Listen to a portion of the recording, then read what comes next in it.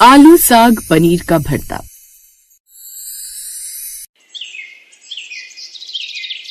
रुद्रपुर नाम के एक छोटे से कस्बे की गलियों में बसा था यादव परिवार।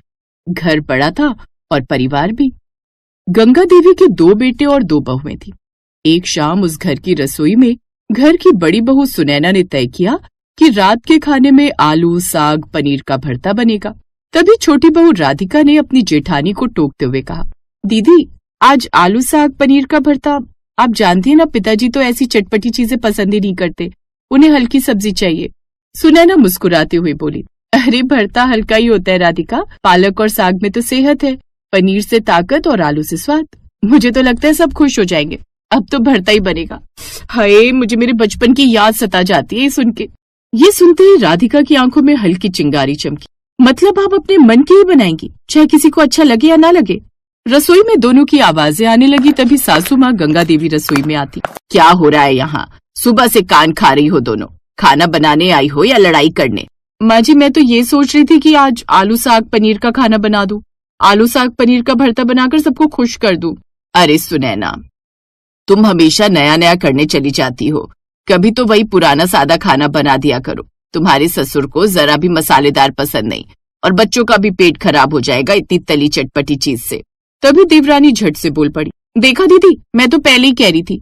सुनैना का मन भारी हो गया। ठीक है माँ जी, अगर आपको नहीं चाहिए तो मैं सिर्फ दाल चावल और हल्की लौकी की सब्जी बना देती हूँ, पर मुझे तो वही भरता बनाने का मन था। उसी समय सुनैना का पति राजीव अंदर आया। उसने बहस की आवाजें सुनी तो पूछा, क्या बात है, रोज यही झगड़ा क्यों होता है? राधिका ने तुरंत कहा, भैया दीदी तो बस अपनी मनमानी करती हैं, पिताजी की बीमारी का ध्यान नहीं है इन्हें। पनीर आलू साग का भरता बना रही है, जबकि दीदी को भी पता है कि पिताजी को मसाले बर्दाश्त नहीं। ये सुनकर राजीव ने सुनैना की ओर देखा और गुस्से में बोला, सुनैना तुमने फिर वही किया, हर बार अपनी सोचना और किसी की नहीं। सास और देवरानी के साथ पति का रूखा व्यवहार देखकर सुनैना की आंखों में आंसू भर आए। राजीव, तुम हमेशा मुझे क्यों दोष देते हो? कभी मेरी मंशा समझने की कोशिश की है? रोज वही फीकी सब्जी खाते खाते सब ऊब गए। बच्चे भी रोटी ढंग से नहीं खाते, सोचा भरता बना दूं, सेहत भी और स्वाद भी। इसमें गलत क्या है? आलू और पनीर के बहाने से वो लोग साग भी खा लेंगे और कभी तो हम भी अपने मन का बना सकते हैं ना। सुनैना की बात सुनकर राजीव चुप रहा और रसोई से बाहर आ गया। मैं नहीं बना रही फिर खाना, जिसको जो खाना है खाए, जो बनाना है बनाए, मेरी बला से। गुस्से में वो भी रसोई से बाहर आ गई। ओफो, ये कैसे एकदम भंवरे की तरह तिलमिला उठती है। छोटी बहू एक काम कर, तू कम मसाले वाली दाल ही बना दे रोटी के साथ। अब सबके साथ वो कम मसाले वाली दाल बनाने लगी। उस रात सब खाने के लिए एक साथ टेबल पर बैठे, लेकिन सुनैना कमरे से बाहर नहीं आई। कब से मन था उसका कि वो अपनी माँ का बनाया हुआ बचपन में खाया जाने वाला आलू साग पनीर भरता बनाए, लेकिन सबके मना करने पर वो चुप रही और इसका गुस्सा उसने खाने पर निकाला।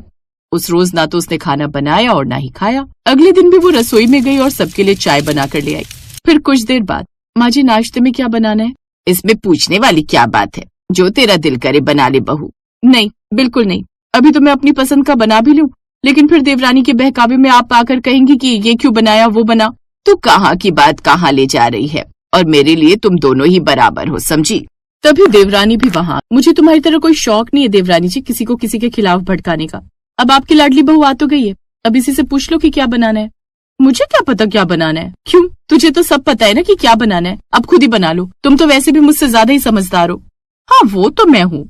अब फिर से देवरानी रसोई में जाती है। अब क्या बनाऊं? एक काम करती हूँ, आज सबके लिए आलू के पराठे बना देती हूँ, कम मसाले वाले। अब राधिका को इतने बड़े परिवार के लिए अकेले सारे पराठे बेलने पड़ते हैं, जिन्हें बेलते बेलते उसे पसीना भी आने लगता है। ये तो अच्छी मुसीबत मोल ली मैंने जेठानी जी से। एक भरते के लिए तो बोला था उन्होंने, उस पर उस रोज इतना बवाल ना होता तो मुझे अकेले यूं रसोई में ना पकना पड़ता। पहले दोनों मिलकर खाना बनाती थी तो सब कुछ कितनी जल्दी जल्दी हो जाता था। अकेले तो अब मेरी हालत खराब हो गई। अब 2 दिन में ही राधिका पूरी तरह से रसोई से थक गई। फिर उसने हार थक कर कहा, बस अब मैं नहीं बनाने वाली इतने सब लोगों के लिए अकेले खाना। क्यों, अब क्या हुआ, बनाना अकेले? मैं तो कह देती हूँ, मैं तो तभी रसोई में जाऊंगी जब आलू साग पनीर का भरता बनाने के लिए हाँ बोलोगे। उनका शोर सुनकर तभी उस घर के सबसे बुजुर्ग आदमी यानी ससुर जी और बच्चों के दादाजी हरिराम यादव आ जाते हैं। क्यों इतना कोलाहल मचा रखा है? खाना ही तो बन रहा है, उसे भी जंग का मुद्दा बना दिया। बाबूजी, मैं तो चाहती थी कि आलू साग पनीर का भरता बना दूं, पर सब मना कर रहे हैं। फिर दादाजी ने धीमे स्वर में कहा, बहुरिया, खाना सिर्फ पेट भरने का जरिया नहीं, घर को जोड़े रखने का जरिया भी है। अगर तेरे बनाए खाने से किसी को तकलीफ हो तो उसका क्या मतलब, लेकिन अगर प्यार से सबको साथ बैठा कर खिला दे तो वही भोजन अमृत हो जाता। तो आप ही बताइए मैं क्या करूं बाबूजी? फिर आलू साग पनीर का भरता भी बना और हल्की सब्जी भी। फिर जिसको जो खाना हो वो खा सकता है। अब बड़े परिवार का मतलब ये नहीं कि अपना मन मार लो। जो इस घर की बहुओं की इच्छा हो वो बना सकती है, लेकिन बस मसाले अपनी सब्जी में ठीक रख लेना और मेरी में कम। क्योंकि सच कहूं तो तेरे हाथ का वो भरता खाने का तो मेरा बड़ा मन है। ये सुनकर वो बड़ी खुश होती है। इसके बाद उस रसोई में आलू साग पनीर का भरता बनता है, लेकिन हिसाब का नमक मिर्च डालकर। फिर तड़के में लहसुन प्याज डलते ही खुशबू पूरे आंगन में फैल गई। राधिका भी अब चुपचाप आटा बेलने लगी। हवा में थोड़ी नरमी आ चुकी थी। फिर रात को खाने में सबकी थाली में रोटियां, दाल, लौकी की सब्जी और बीच में चमचमाता कटोरा आलू साग पनीर का भरता। बच्चे सबसे पहले बोले, वाह मम्मी ने कमाल कर दिया, कितनी मजेदार खुशबू आ रही है। गंगा देवी ने भी जरा सा चखते ही कहा, अरे हाँ ये तो सच में हल्का और स्वादिष्ट है, ज्यादा मसाला भी नहीं है। फिर राजीव ने सुनैना की तरफ देखकर धीरे से कहा, माफ करना मैं तुम्हें समझ नहीं पाया, तुम्हारी मेहनत से ये घर जुड़ा है, वैसे सच में कमाल बना है। आलू साग और पनीर का मिश्रण जैसे परिवार के टूटे धागों को फिर से जोड़ रहा था। बच्चों की खिलखिलाहट, बड़े बुजुर्गों की संतुष्टि और सास बहू के बीच का नया विश्वास, सब उसी भरते में घुल मिल गया था। और रात के आखिरी कौर पर दादाजी ने कहा, याद रखना घर परिवार भी भरते की तरह है, अलग अलग चीजें मिलाकर ही स्वाद बनाती हैं। सिर्फ आलू हो तो बेजान, सिर्फ साग हो तो अधूरा और सिर्फ पनीर हो तो भारी, मगर मिल जाए तो अमृत। दादाजी की ये बात सुनकर सभी मुस्कुरा दिए। उस रोज का आलू साग पनीर का भरता पूरे घर की कड़वाहट को मिठास में बदल गया।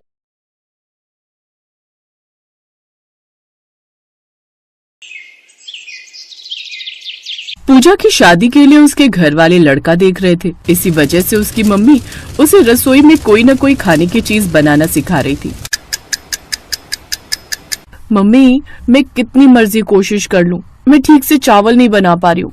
बताया तो था कि ठीक से नाप कर पानी डाला कर, तू फिर वही गलती दोहरा देती है। अगली बार जब मैं खाना बनाने खड़ी होंगी तो तू साथ खड़ी हो जाना और बिल्कुल ध्यान से देखना कि मैं कैसे चावल बनाती हूँ। ओके मेरी प्यारी मम्मा। पूजा की माँ लड़के वालों ने पूजा को पसंद कर लिया है, कल हमें रेस्टोरेंट में बुला रहे, वो चाहते हैं कि कल ही रोका कर दे। कल? फिर तो हमें भी तैयारी करनी होगी। चावल की बात बीच में ही रह गई और पूजा की शादी की तैयारियां शुरू हो गई। खूब धूमधाम से पूजा की शादी हुई। शादी के बाद पूजा अपने ससुराल पहुंची। पूजा ने सबके लिए हलवा बनाया और सबने हलवे की बहुत तारीफ की। बहुत स्वादिष्ट हलवा बनाया है, सचमुच बढ़िया घी डालकर भुना हुआ हलवा है। हलवा बिल्कुल सही चीनी डालकर बनाया है, मीठा भी एकदम बढ़िया डाला है। हलवा अच्छा बनाया है पूजा, वैसे मैं भी ऐसे ही बनाती हूँ। बाकी चीजें तो अभी तुम्हारे हाथ की किसी ने खाई नहीं है, तो वो तो बाद में पता चलेगा कि तुम बाकी खाना कैसा बनाती हो। अच्छा ही बनाती होगी बहू, जैसे तुम बढ़िया खाना बनाती हो। मुझे हलवा खाकर यकीन हो गया है कि पूजा बहू भी खाना बनाने में माहिर होगी।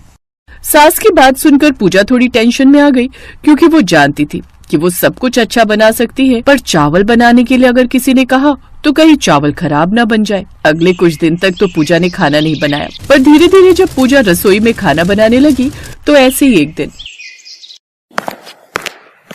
पूजा मैंने राजमा बना दिया, तुम चावल बना लो। चावल? हाँ चावल, जीरे वाले। क्यों, क्या हुआ, नहीं बना सकती क्या? नहीं नहीं ऐसी बात नहीं है भाभी, बना दूंगी, बना लेती हूँ।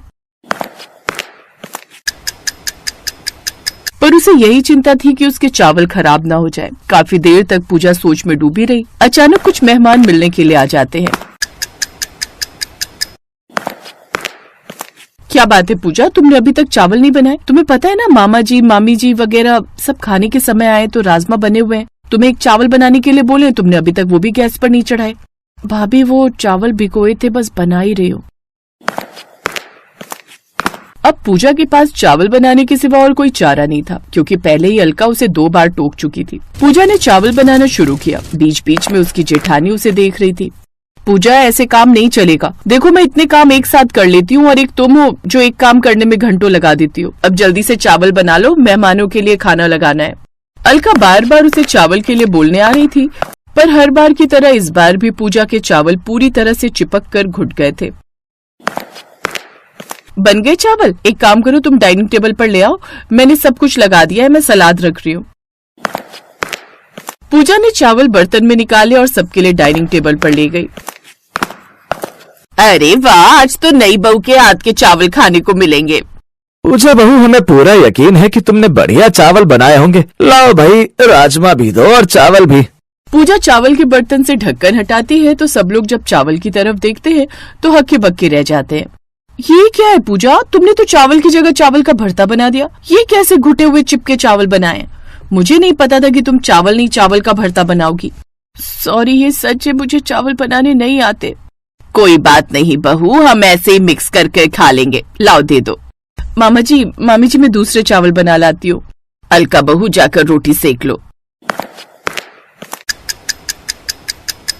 सॉरी मामा जी, सॉरी मामी जी।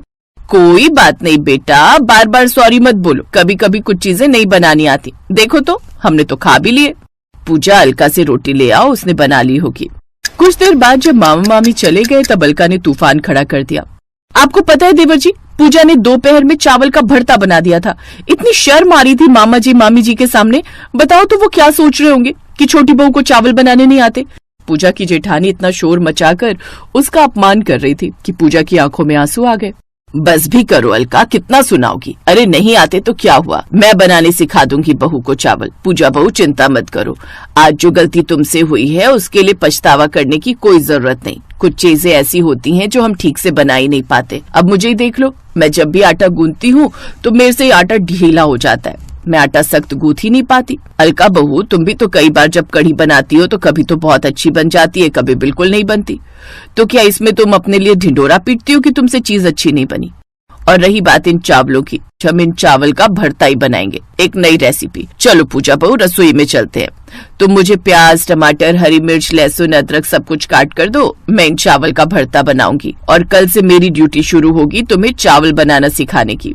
अपनी सास की बात सुनकर पूजा के चेहरे पर सुकून की मुस्कान आ जाती है।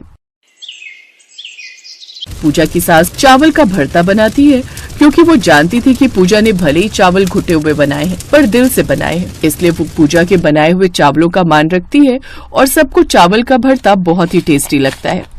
वाह प्रकाश की माँ, तूने तो नया ही तरीका अपनाया चावल से भरता बनाने का। बड़े स्वाद लग रहे हैं तुम। पूजा बहू, एक काम करो, तुम चावल बनाना सीखना छोड़ ही दो। तुम ऐसे ही चावल बनाया करो, तुम्हारी सास इनका भरता बना दिया करेगी। क्यों भाई?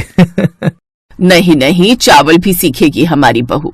ये अलग बात है कि कभी कभी ये भी ट्राई किया करेंगे, पर बहू को मैं ऐसे चावल बनाना सिखाऊंगी कि चावल का एक एक दाना अलग होगा। अगर चावल खिले खिले बनाने हैं तो सबसे पहले उन्हें बनाने का तरीका सिखाऊंगी। कुकर में कैसे बनाने हैं, खुले में कैसे बनाने हैं, सब तरीके अलग अलग होते हैं। कितने चावल, कितना पानी, हर किसी का अपना हिसाब होता है, पर चावल ऐसे बने होने चाहिए कि बर्तन से एक दाना भी ना चिपके। वही सबसे बढ़िया चावल बनने की पहचान होती है। थैंक यू माँ जी, आपकी जैसी सास पाकर सचमुच मैं बहुत खुश हूँ।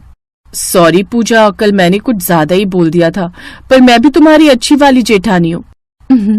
मुझे पता है भाभी, आप भी बहुत अच्छे हो और यहाँ पर सब बहुत अच्छे हैं। सब मुझे समझते हैं और बहुत प्यार देते हैं।